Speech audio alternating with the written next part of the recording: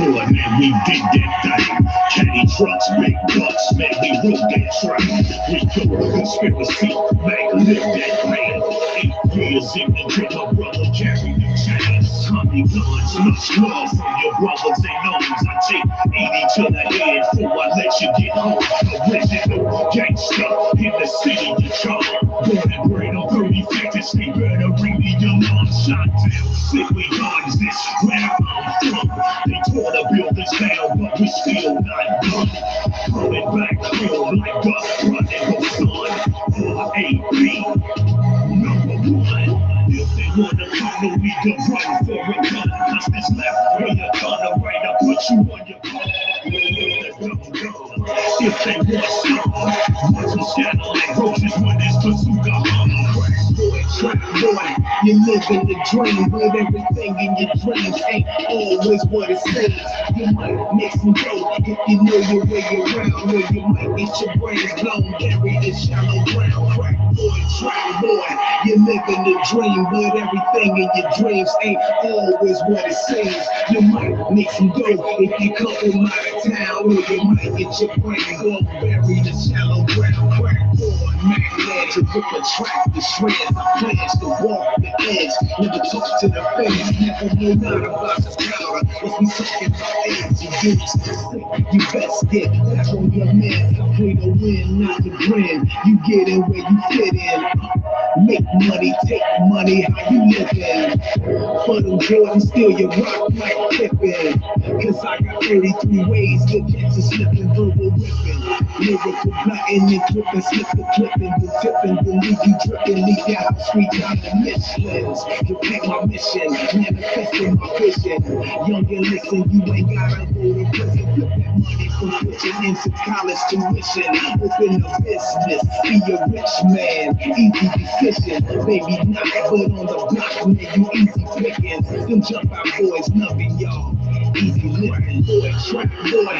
You living the dream, but everything in your dreams ain't always what it seems. You might make some dough if you know your way around, or you might get your brains blown, buried in shallow ground. Crack boy, trap boy. You living the dream, but everything in your dreams ain't always what it seems. You might make some dough if you come from out of town, or you might get your brains blown, buried in shallow ground. Crack boy.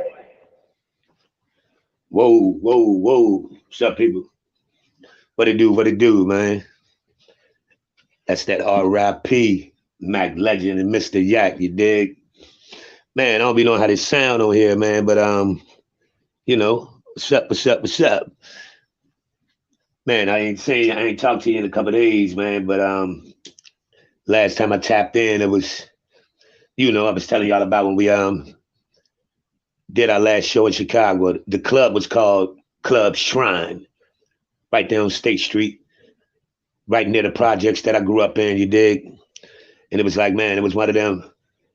It was a, man, how can I say it? It was a eventful night, to say the least, you dig? Man, because we got up there and we blew the spot off. We tore the club down. Nobody in the venue was expecting us to be who we were. So it was like, it was a shock. It was a shock for everybody that was there that night. They not understanding that a block and a half to a block, I was born and raised right there. That's where my projects originally was.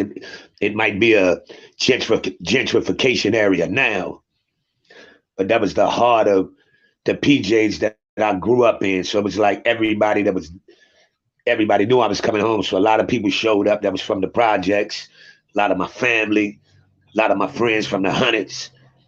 So it was like, you know what I mean? It turned out to be, it was supposed to be Dipset show, but it turned out to be like an R.A.P. show, to be real honest with you. And a lot of the other opening acts, they didn't press the issue, but we had already discussed. We wanted to have our own table set up, our own venue set up, where we were selling hoodies, T-shirts, posters, CDs, everything. So when we, you know, by the time we going up, we setting our table up. We got the whole shit laced out with the posters stamped everywhere. We had 3 nice looking young ladies, you know what I mean, they're promoting and selling our shit with all the R.A.P. memorabilia and everything, you know what I mean? So man, and nobody was expecting two veteran MCs to come in and do what we did, you know what I'm saying? So it was like, man, it was supposed to be like a meet and greet after the joint.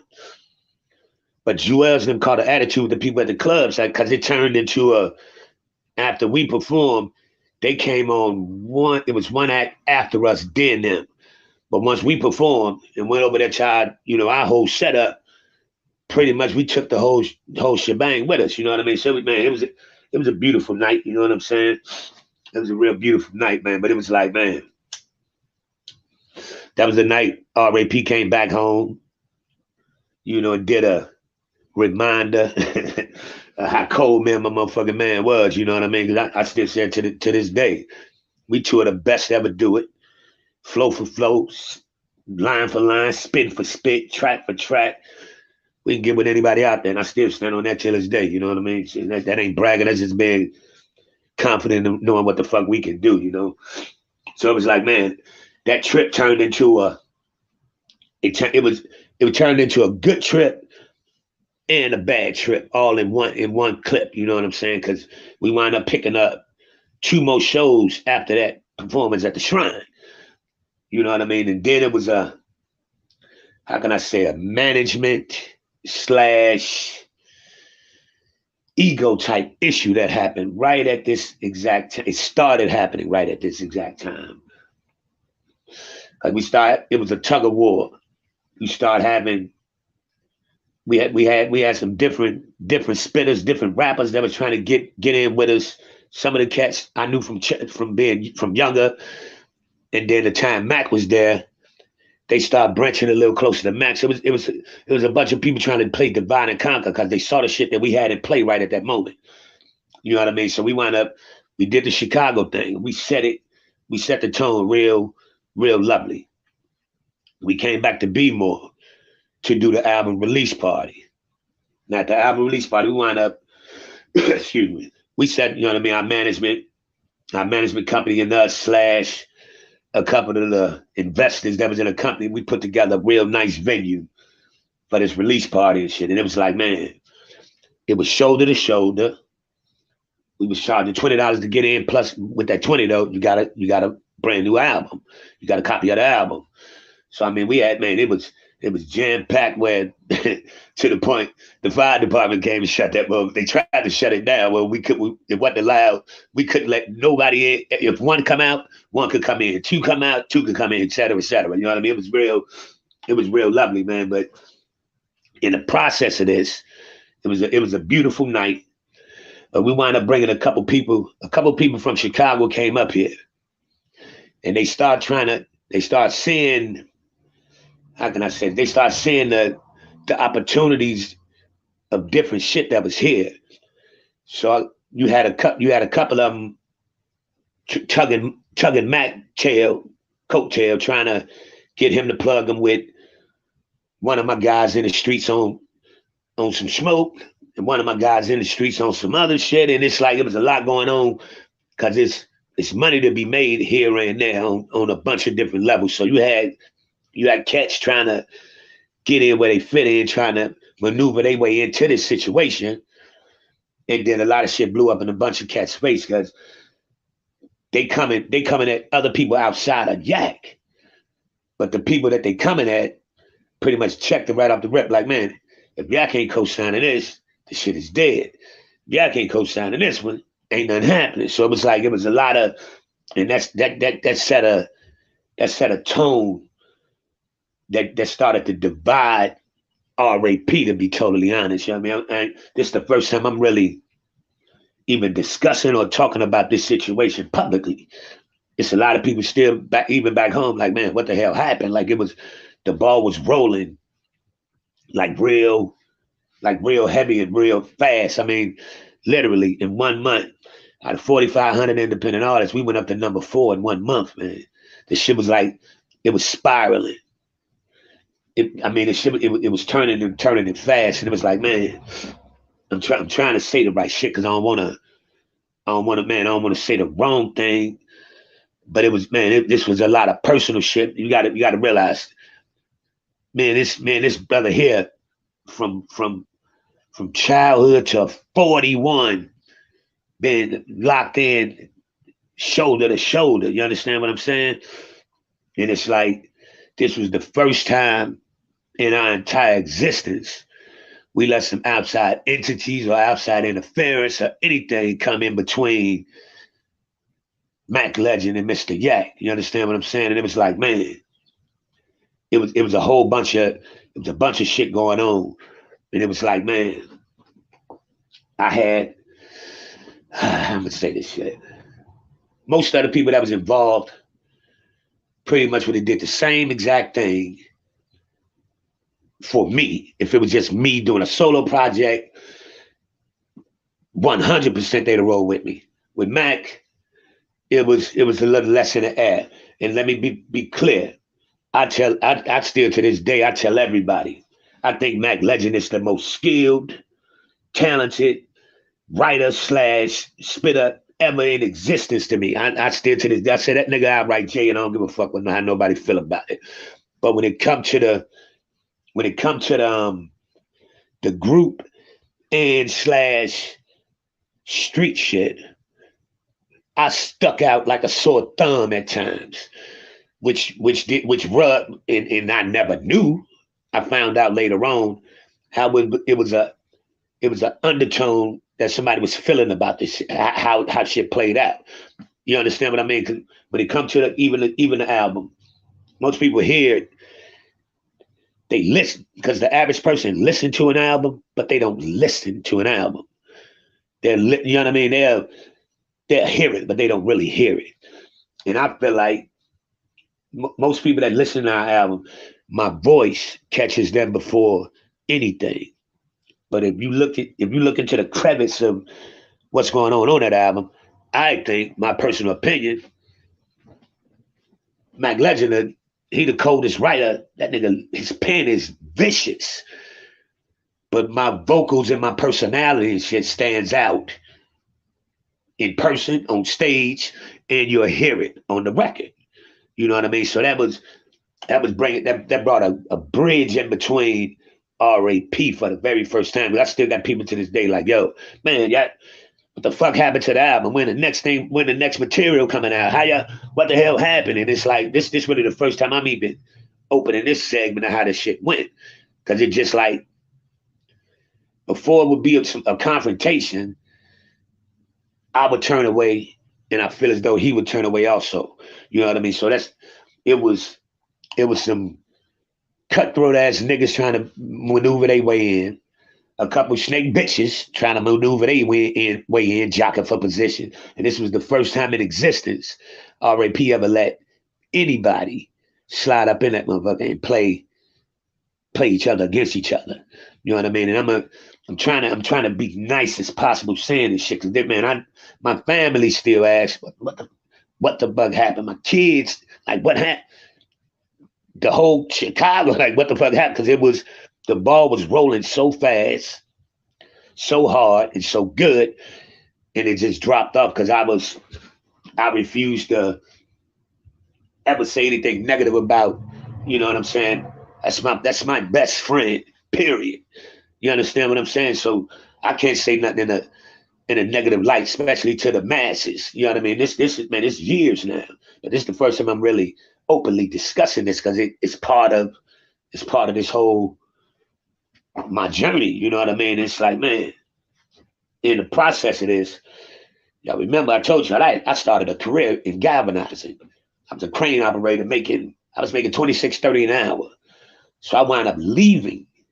I left that. I left $26.30 an hour left it on the table, moved back to Chicago, and in the process of this music, we had opened a clothing store up right in the heart of our old hood in the hundreds. So it was like, it was a lot going on. Mac and his people had already set the situation up there, and it was rolling, but it could have been better for the product that was being sold in there. So it's like, once I got there, you come to the hundreds, like I told y'all before. So that I stepped up foot out there, church, everybody know me out there for various reasons.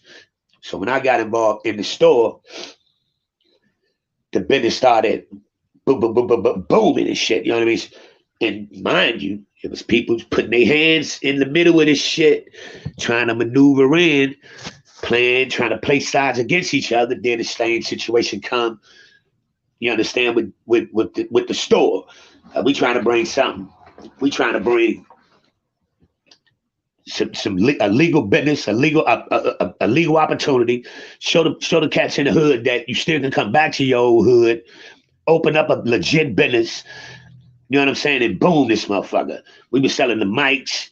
You know what I mean? That's when the ones was pop. We was hitting up New York, coming back cases of shit, loading the stock in the store, everything. I mean, we had it was straight up popping. But then you start having the tug of war shit again. This more egos start coming into play. Who's more valuable to the entire situation? Whose shit more should this be, etc. You know what I mean? I'm trying to tippy-toe around this shit for real, but it's kind of hard to do that. But it's like, man, I wind up like, man, before this, let me come back to B more. Because you could feel the tension in the air.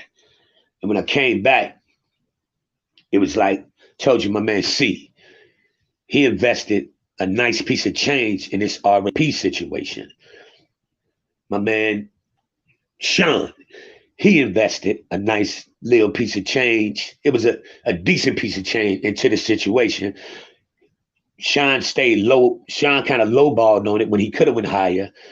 Because his thing was, Yak, I put 100 racks behind your solo project if that's what you want to do. But with this situation, for different reasons, I just give you, that goes something to make sure y'all doing what y'all do.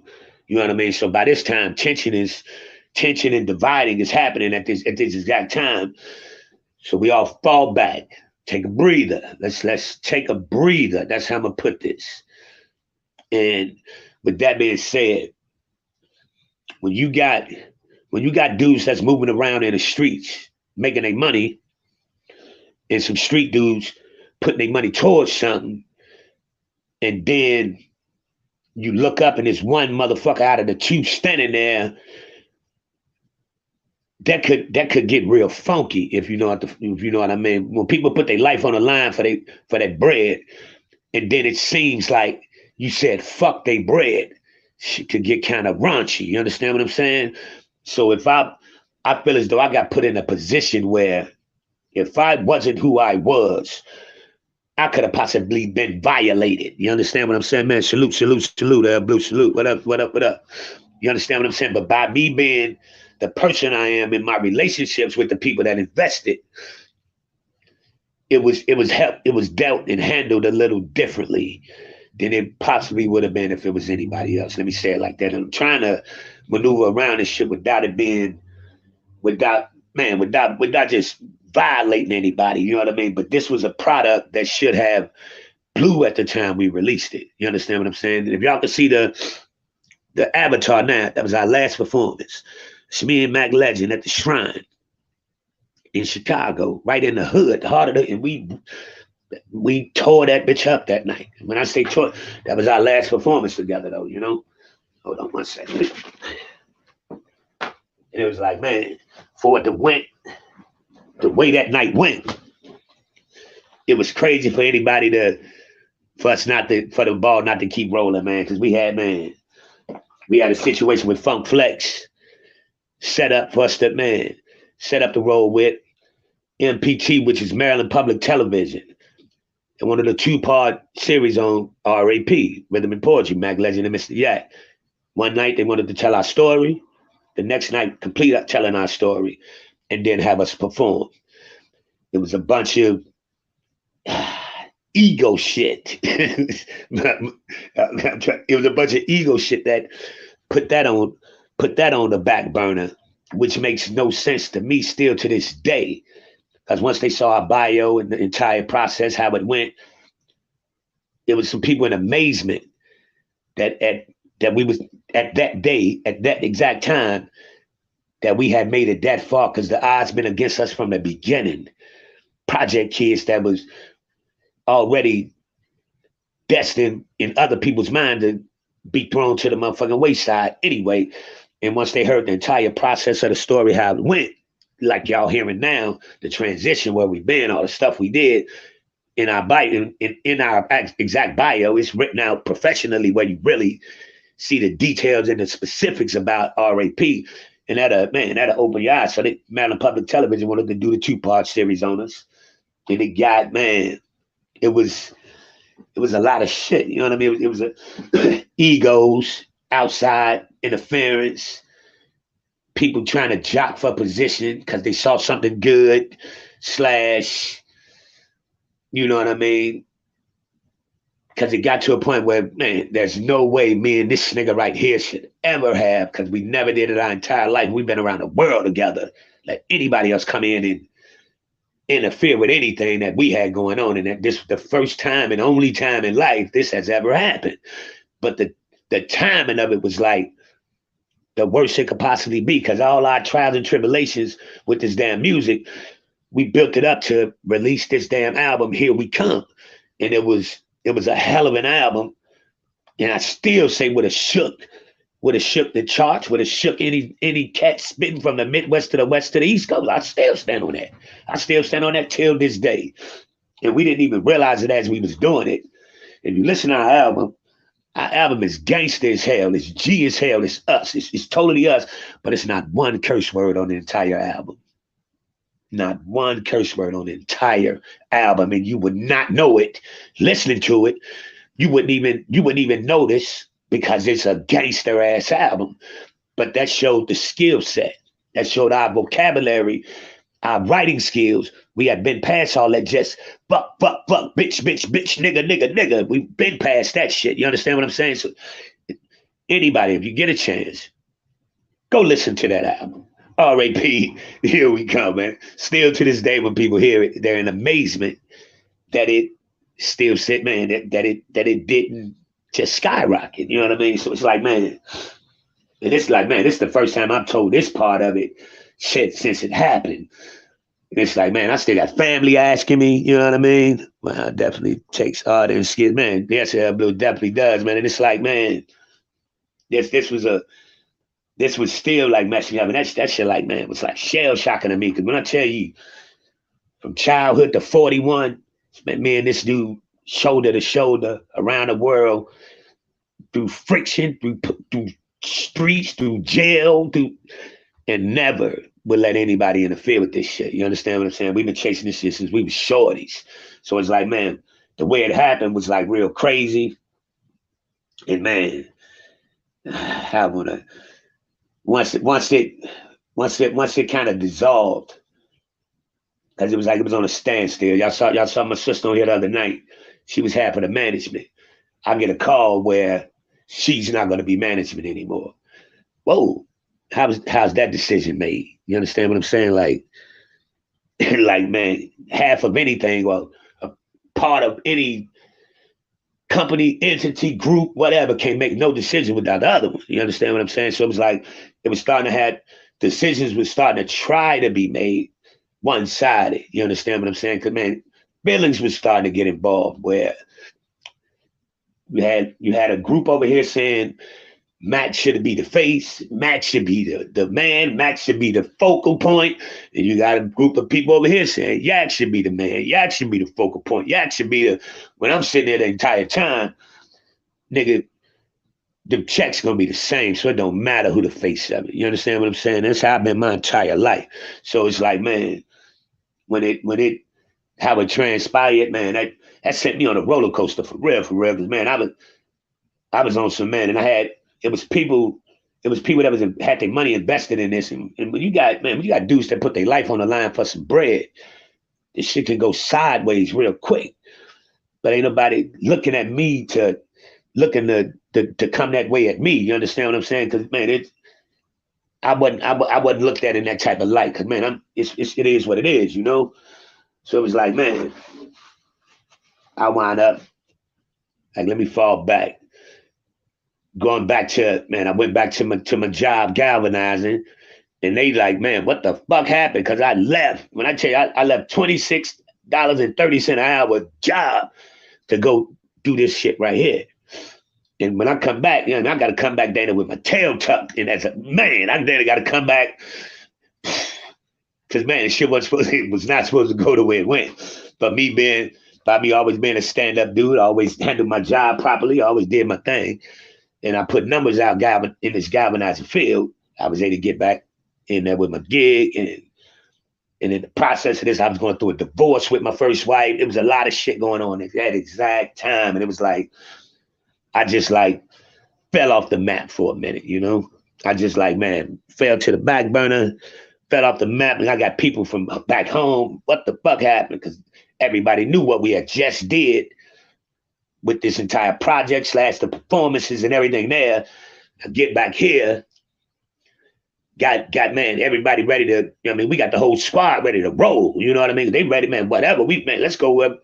And we coming 40, 50 deep in this whatever. You know what I mean? So it's like, so you got people ready to try to violate other people that's involved with this. And one thing I never do, that can't happen. No matter what, you know what I mean? That's not an option. That can't happen. That's not going to happen. And it's just that simple. So, man, I just fell off the map for a minute, you dig? And like just fell back and let it just die itself down. And over the years, man, I done done a few features and shit, you know what I mean? With a bunch of artists out here, man. Matter of fact, I just laid some music down with one of the younger cats out here too, you know what I mean? I still got cats to this day.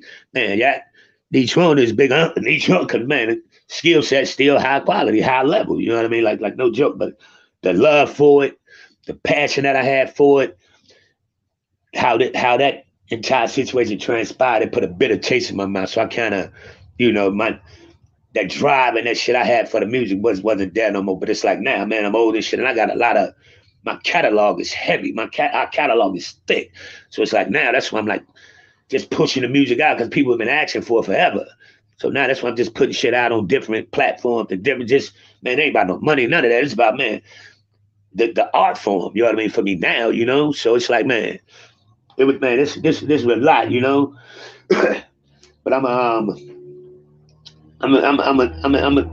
gonna chop this down right here, man, and see how I'm gonna bring the rest of this into the light, man. Cause this kind of touchy, man. It's kind of a little touchy, man. I got love for everybody that was involved with that. I still got love. I still ride to the end for everybody involved with this whole RIP everything. You know what I mean? So I don't never want it to feel like it's not, but truth is what the fuck it is, the truth. You know, and anybody feel any kind of way, that's just how they feel, because I don't do no lying about shit. So you know what I'm saying? It's like, man, I'm gonna let this one fall back here for a minute, you know what I mean? And just let it be what it be, man. But I'm gonna end it with one of these RAP bangers, man, that everybody loved, you dig? So man, appreciate it, people. Man, like, subscribe, and share. Yak Shot-Town Spine, as y'all already know, man. And I appreciate everybody that taps in, everybody that catches it on the replay, all in the above, you know.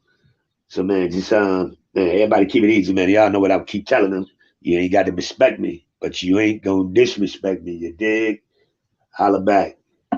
Don't you give me a dime until you bring back.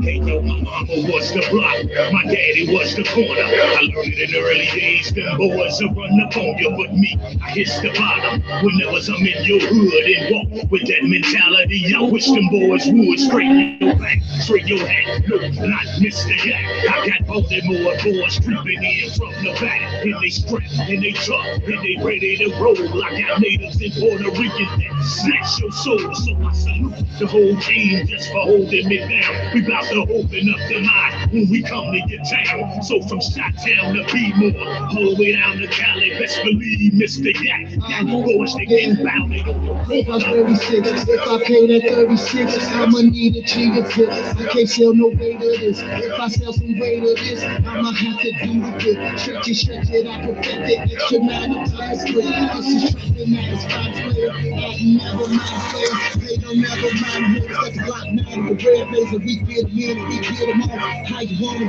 Hard sauce, you can get it. Hard sauce, we pray boys, we pay the cost. Yeah, no luck, all hustle. On the grind, no dribble, all juggle. Bitch pressing all the weight, but no muscle. Big bulldog, but no muzzle. Anybody can get it. We got choppers as tall as a midget. Listen, we got choppers as tall as a midget. Lights out, crickets. Shot-town born, but teenage raised in Baltimore. That means I probably slang dope, go to church, and lust for whores. Can't read for the niggas, for the spoils of war. Conscious killer, shout out to the boys at the 44s and multiple tours will make you raw. You can never erase all the horror you saw. Don't matter Iraq, Hackensack, or Utah. Crimes perpetrated by the long arm of the law. Don't play the game the way they want it, they gon' get you, boy.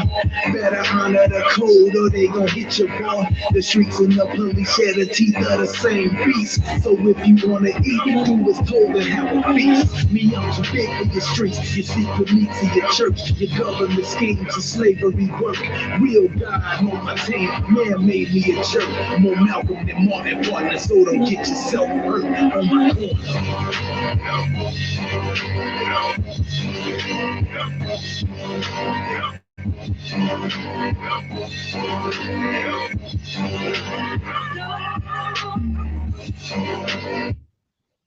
My name's Kyle.